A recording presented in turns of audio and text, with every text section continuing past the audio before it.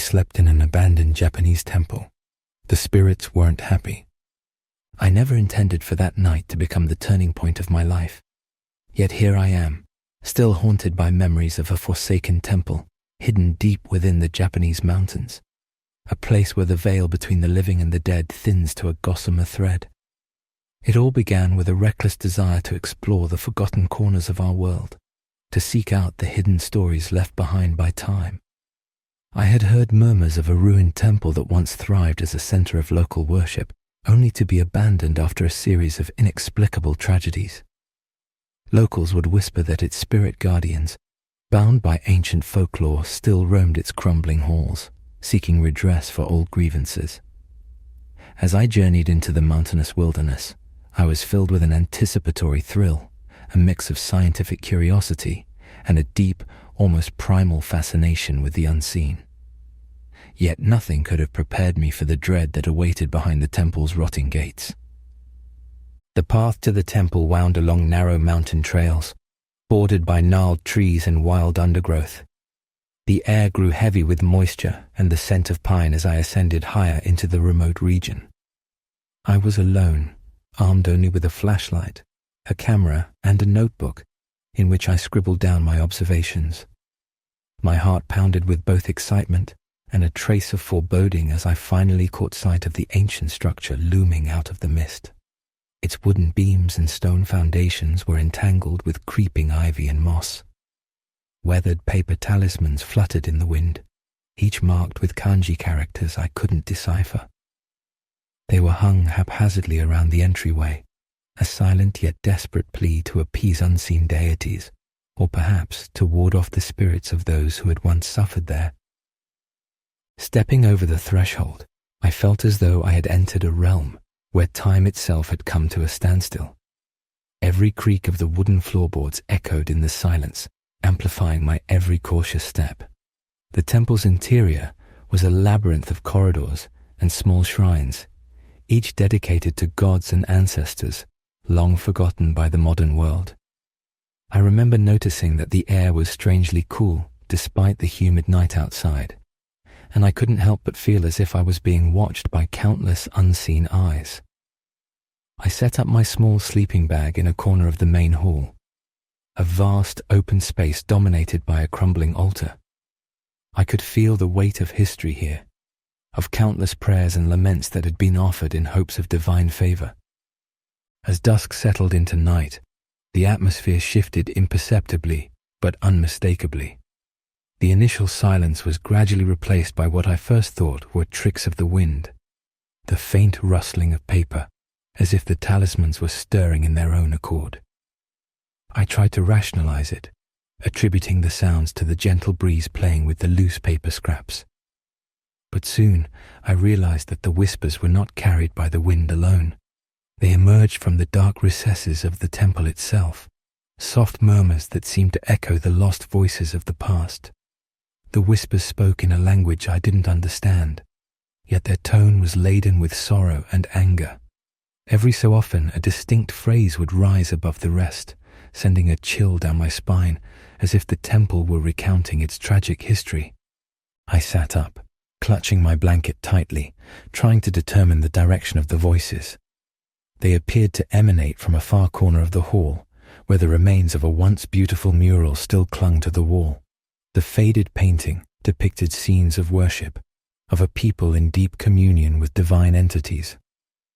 Yet there was something sinister lurking behind the artistry, a pair of sorrowful eyes painted with such realism that I was convinced they could follow my every move. I told myself that my mind was simply playing tricks on me, fueled by isolation and the weight of centuries-old stories. But as the night deepened, so did the voices, growing louder and more insistent, as if they were reciting a litany of ancient grievances. I attempted to steady my nerves by reminding myself that I was merely an urban explorer, a curious soul in search of forgotten lore. I reached for my notebook and began to jot down the fragments of the whispered phrases, trying desperately to capture their meaning before they faded into the darkness. Each word I managed to record was a fragment of an old tale, a tale of betrayal, retribution, and a debt that had never been paid. In one particularly disjointed phrase I wrote, "The debt must be settled by the rising sun." The words resonated in my mind, a portent of things to come. I couldn't shake the feeling that my presence had disturbed something ancient and powerful, and that the temple was now demanding retribution for my intrusion. Around midnight, as I lay in my makeshift bed, sleep battled with anxiety. I could not ignore the growing sense of dread that filled the room, nor the feeling that I was no longer alone.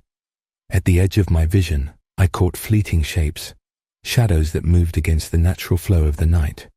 I blinked repeatedly, convinced that exhaustion was distorting my perception, but the figures remained, quiet, deliberate movements that suggested they were no mere hallucination. My heart pounded as I listened to their subtle steps, the sound of their presence merging with the whispers that had become a constant background hum. In those long, harrowing hours before dawn, the temple seemed to come alive with memories of sorrow and rage. I could almost see the spectral outlines of former inhabitants, the priests, the devoted worshippers, and perhaps even the souls of those who had perished in moments of despair. They moved silently in the peripheral darkness, their expressions unreadable, yet filled with an unmistakable grief. It was as if they were bound to the temple, forced to relive their own tragedies night after night, unable to find peace. At one point, I mustered the courage to speak, asking aloud, "Who are you? What do you want?" My voice trembled as it echoed through the empty hall, only to be met with silence that was thicker and more oppressive than the dark itself. Moments later, a cold gust of wind extinguished my flashlight, plunging me into a near-complete darkness that felt suffocating. I fumbled for my spare battery pack, my hands shaking uncontrollably as I struggled to relight the beam. When the light finally flickered back on, I realized that the temperature in the room had dropped drastically, my breath visible in the weak beam of the flashlight. I felt an inexplicable pull, a magnetic force urging me to look towards a small, hidden alcove at the back of the temple. There, embedded in the wall, was a faded inscription that I now believe was a curse or a warning, left by those who once tried to contain the malevolence within. The inscription was nearly illegible, the characters worn down by time, but I could just make out a recurring symbol, a circle with an intersecting line, surrounded by intricate patterns. I couldn't decipher its full meaning, but the weight of its implication was undeniable. It was as if the temple was marking me, labeling my presence as a trespass against something sacred and forbidden. Desperate to find some rational explanation, I began pacing the temple's corridors, my flashlight beam darting nervously across peeling walls and shattered relics. I hoped that moving about might break the oppressive atmosphere, that perhaps the isolation and darkness were playing tricks on my mind. But with every step I took, the sense of being followed intensified. I would catch brief glimpses of movement, an almost human silhouette slipping behind a pillar or disappearing into a shadowed corner. At one point, I could distinctly hear a soft, rhythmic tapping, like the slow, deliberate beat of a drum. The sound was almost hypnotic, and I found myself drawn to its source, despite my better judgment. I followed the sound into a narrow passageway, where the walls were lined with hundreds of tattered paper talismans. Their delicate forms swayed gently, as though stirred by an unseen breeze, and the tapping grew louder, more insistent, as if beckoning me to come closer. In that claustrophobic corridor, I began to understand the depth of the temple's sorrow. Each talisman seemed to represent a soul bound by an unfulfilled promise or an unresolved pain. I wondered if the tapping was a symbolic gesture, a reminder of an eternal debt that must be repaid. With each step I took, I felt the oppressive weight of countless lifetimes pressing upon me. My mind raced with questions. Had I disturbed a sacred ritual? Was I now complicit in an ancient injustice? The fear was not of ghosts in the conventional sense, but of the relentless, consuming power of remorse and retribution that pervaded every inch of the temple. Time lost its meaning as I wandered deeper into the labyrinth, the temple's very structure seeming to shift and change in the flickering light. I began to notice that my own footsteps echoed with a hollow, unnatural resonance, as if I were not entirely present in this realm of the dead. I recalled the whispered words from earlier, the ominous promise that the debt must be settled by the rising sun, and felt that the temple was not merely a building, but a living repository of ancient customs and grudges. Each creak and sigh of the building was imbued with the presence of those who had once worshipped here, their voices now turned to a mournful lament for a past that could not be altered. As the night wore on, my attempts at rationalizing the experiences began to crumble. I could no longer dismiss the disembodied voices or the inexplicable phenomena as mere figments of my overactive imagination. In a moment of desperate courage, I called out again, "I'm sorry. I didn't mean to intrude. What must I do?" The question hung in the air, heavy with meaning. For several agonizing minutes there was nothing but silence, until a deep, resonant sound emerged, one that vibrated through the very walls of the temple. It was not a voice in the conventional sense, but rather a collective echo of sorrow and command. The sound carried with it an ancient cadence, a demand for reparation that transcended language and time.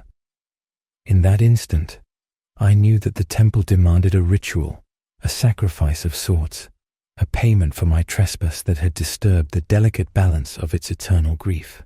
I scrambled back to the main hall, heart hammering in my chest, the reality of my situation crashing over me in waves. I recalled fragments of local folklore I had heard from village elders, the concept of onryo, vengeful spirits bound to the earthly realm by unresolved anger, and yurei, souls doomed to wander until they could right the wrongs of their past. Now I felt their presence with an intensity that defied rational thought. I wondered if my intrusion had awakened a particularly potent onryo, a spirit that had been trapped here by centuries of sorrow and injustice, now seeking a means to settle an age-old debt. The temple itself seemed to respond to my mounting fear. The paper talismans fluttered violently, and the whispers rose into a cacophony of overlapping voices that spoke of betrayal, loss, and a yearning for redemption. I could sense that I was standing at the nexus of something ancient and uncontrollable, a crossroads between the living and the dead. The very walls seemed to pulse with the anguish of forgotten souls, their collective pain coalescing into a palpable force that pressed in on me from all sides. In that overwhelming moment, I knew that my only chance of survival was to heed the silent instructions of the temple, to offer something in return for the intrusion I had so unwittingly committed. I sank to my knees before the crumbling altar, the cold stone beneath me a stark contrast to the heat of my terror. With trembling hands, I reached into my pack and produced a small offering, a token of gratitude and an apology, albeit one that was far too meager for the enormity of the debt I felt was owed. I placed a worn photograph and a few trinkets I had collected on my journeys over the years onto the altar, murmuring a halting prayer in Japanese that I barely understood. I pleaded for forgiveness, for safe passage through this night of torment. The air around me stilled, as if in acknowledgement, yet the oppressive tension did not dissipate. Instead, I felt the temple's presence scrutinizing me, weighing my offering against an immeasurable ledger of ancient sins. In the ensuing moments, a profound silence fell, and for a brief, hopeful instant, I believed that the spirits had accepted my gesture. But then, as the first hints of dawn began to permeate the darkness, the quiet was shattered by a sound that chilled my very soul. A deep, sonorous voice that spoke in unison with the countless whispers. "Payment," it intoned, the word reverberating through the hall and echoing in the depths of my mind. The voice was neither male nor female, but a collective utterance that carried the authority of 1,000 years of injustice. I realized with dawning horror that the temple's debt was not a symbolic request. It was a demand for tangible sacrifice, for a reparation that could only be made by paying in full the cost of disturbing the sanctity of its past. I tried to rise, to flee the hall, but my body felt paralyzed, as if the very force of the temple's ancient sorrow had seeped into my bones. The whispers escalated into anguished wails, and the paper talismans began to burn with an ethereal flame that neither harmed nor consumed them, but instead glowed with an otherworldly light. I was caught in a liminal space between the realm of the living and the domain of the dead, trapped in a nightmare from which there was no escape. The temple demanded a price, and in that moment I understood that the cost might be far greater than I was willing or able to pay. The burning talismans cast distorted, flickering shadows along the walls, and among them I could see the forms of countless figures, faces twisted in torment, eyes filled with sorrow and malice. Their silent gaze bore into me, and I felt an overwhelming urge to atone for the intrusion by offering something of equal value. In the haze of terror and despair, my mind raced back to memories of my childhood, of the small shrine in my hometown where I had once left a simple prayer for a lost loved one. In that moment, I understood that the temple demanded not only an apology, but a part of my own essence, a sacrifice of something deeply personal, a token of my life that could never be replaced. I reached into my pocket and withdrew a small, well-worn locket, a relic passed down through generations in my family, imbued with memories and the love of those who had come before me. With trembling fingers, I held it aloft as if it were a beacon of sincerity, and I spoke in a choked voice, "I offer you this piece of my soul, the memory of my family, in hope that it may ease your suffering." The words, barely audible, seemed to ripple through the charged air. For a heartbeat, time seemed to pause, and I felt as if the temple itself was considering my offering. Then, the locket slipped from my grasp, falling to the stone floor with a sound that echoed like a death knell. In that instant, the burning talismans flared brighter, and the collective voice grew louder, a demand that could not be ignored. In the surreal moments that followed, I felt an invisible force tug at my very spirit, drawing me towards the altar as if I were nothing more than a marionette in the hands of fate.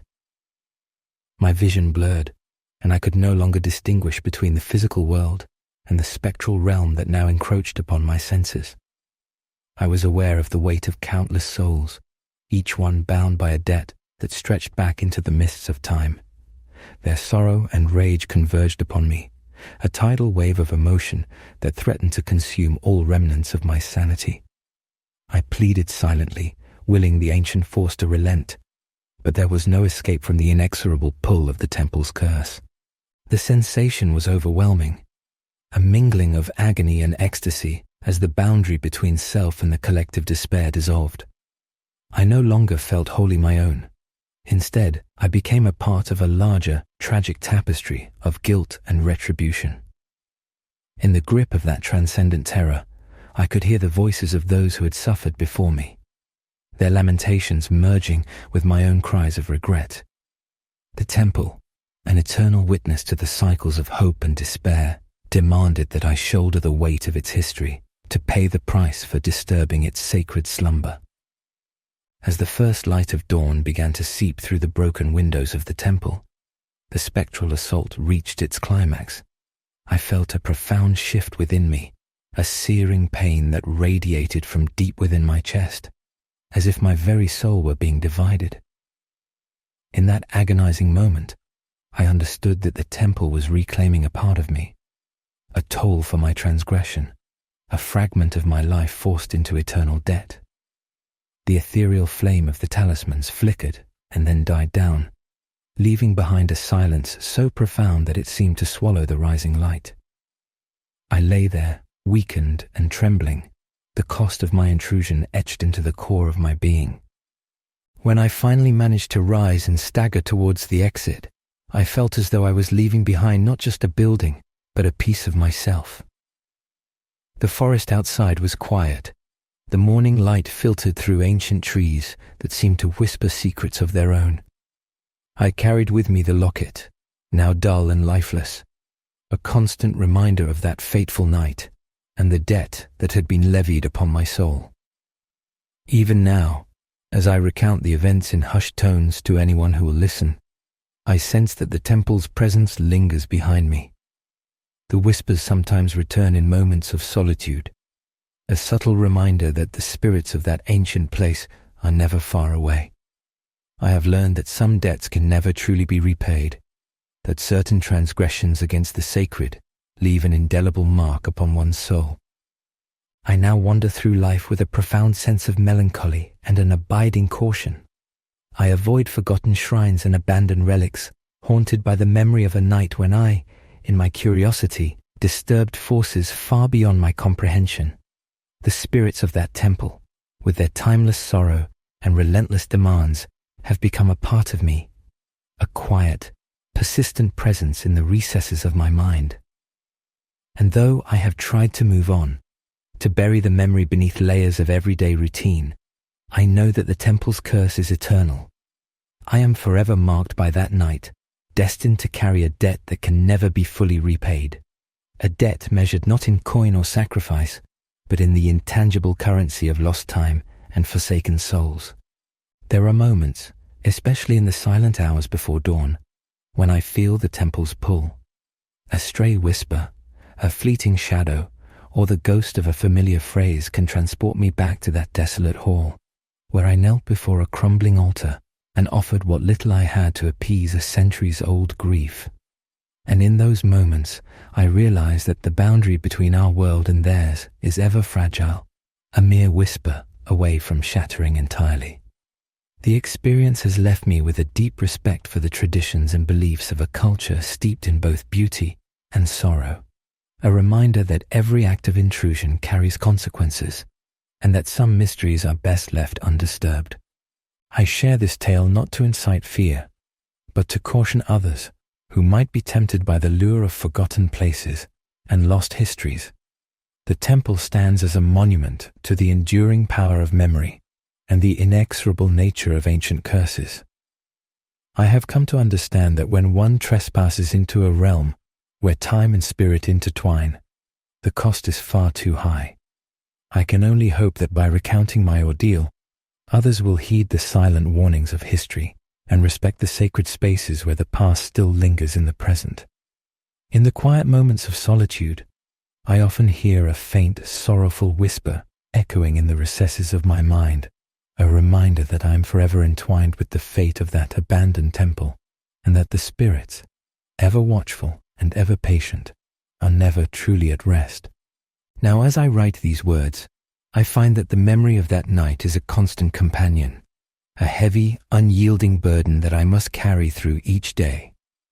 The temple, with its forgotten talismans and anguished voices, taught me that there are forces in this world that defy the rational, that speak in the language of loss and longing. I have learned that not all debts can be paid with mere words or tokens of apology, and that some ancient promises demand sacrifices that alter the very fabric of one's soul.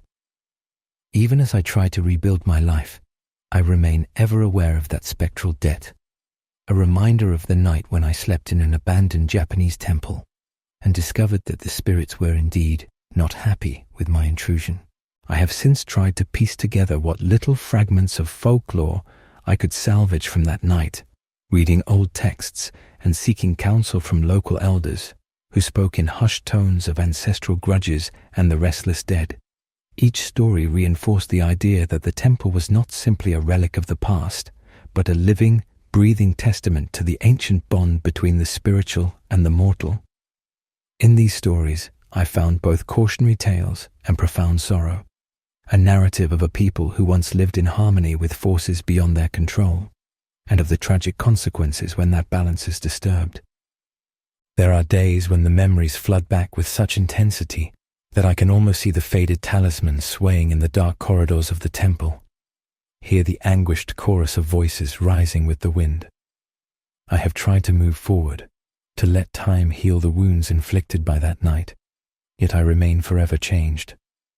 The experience taught me that in our modern world, where rationality and science reign supreme, there still lie realms that defy explanation, realms governed by ancient traditions, unyielding curses, and spirits that demand respect above all else.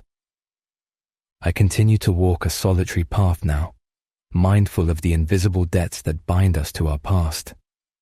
I have learned to listen to the quiet warnings of nature, the rustle of leaves, the murmur of the wind, the whisper of an unseen presence in the silence of twilight. For those who dare to explore the forgotten corners of the world, I offer this humble caution. Respect the sanctity of ancient places. Honor the traditions of those who came before, and remember that some doors, once opened, can never be fully closed again. The memory of that night serves as a constant reminder of the thin line between curiosity and intrusion, between the living and the dead. In the end, I am left with the bittersweet knowledge that the temple's spirits, with their unyielding sorrow and relentless demand for reparation, are forever intertwined with my own existence. Their whispers continue to echo in my dreams, a soft, mournful litany that I can neither forget nor escape.